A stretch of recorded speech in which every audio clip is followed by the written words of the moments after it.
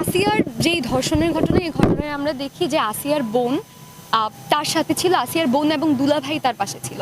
এটার আবার যারা এই মামলায় অভিযুক্ত যে তিনজনের নাম প্রথমে এসেছিল, আসিয়ার বোনের শ্বশুর, তার সাথেও তার ওয়াইফ ছিল, এবং আসিয়ার বোনের যে ভাসু, তার সাথেও তার ওয়াইফ ছিল।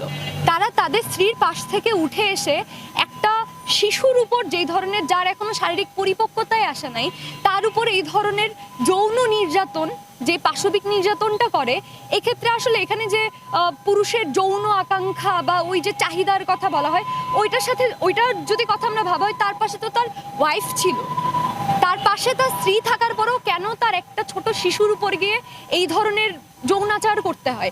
এই জিনিসটা আসলে ধর্ষণের পেছনে যে মনস্তত্ত্ব, এটা নিয়ে আসলে বিশদ আলোচনা হওয়া উচিত। এটা শুধুমাত্র যৌনাকাঙ্ক্ষার বা এই জাতীয় কোনো ব্যাপার না। ধর্ষণের পেছনে মনস্তত্ত্ব আসলে ক্ষমতা কেন্দ্রিক, এবং এই জিনিসটা নিয়ে আরো বেশি সচেতন হওয়া দরকার। এটা শুধুমাত্র যৌনতার কথা যদি ধর্ষণের সাথে বলা হয়, সেটা পুরোপুরিভাবে ভুল বলা হবে।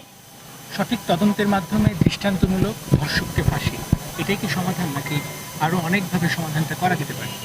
আচ্ছা, এখানে হচ্ছে ধর্ষকের যে ফাঁসির কথা বলা হচ্ছে, বর্তমানে বাংলাদেশে যেই আইন আছে, বর্তমান আইন অনুযায়ী কিন্তু ধর্ষকের সাজা আমার জানার মতে শুধু দুইটাই, একটা হচ্ছে আজীবন কারাদণ্ড এবং আরেকটা হচ্ছে ফাঁসি।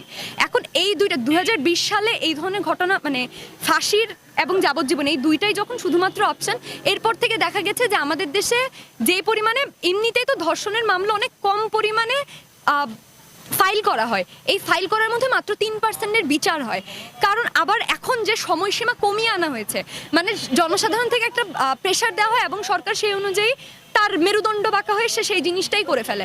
কিন্তু এখানে যদি আমরা একটু আইনের দিক থেকে ভাবি, বা যারা আইন ঠিক করে, যারা আইনজীবী, যারা ধর্ষণের এসব ঘটনা নিয়ে কাজ করে, তাদের বক্তব্য যদি শুনি, তারা অনেক জায়গায় বলছে যে এই ধরনের ঘটনার কারণে রিসার্চ বলছে যে এইটার যেই বিচার প্রক্রিয়া, সেটা আরও ধীর হয়ে যায় বা বিচার হয় না।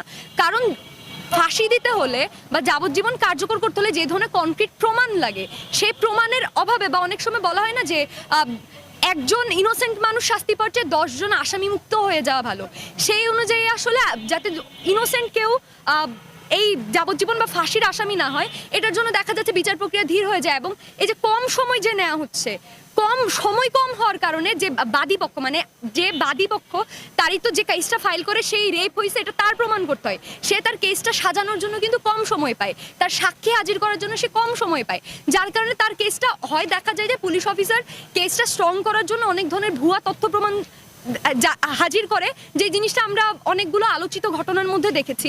ভারতের একটা দারোয়ানের ধর্ষণের ঘটনা এই ধরনের প্রমাণ দেখা যায়। এবং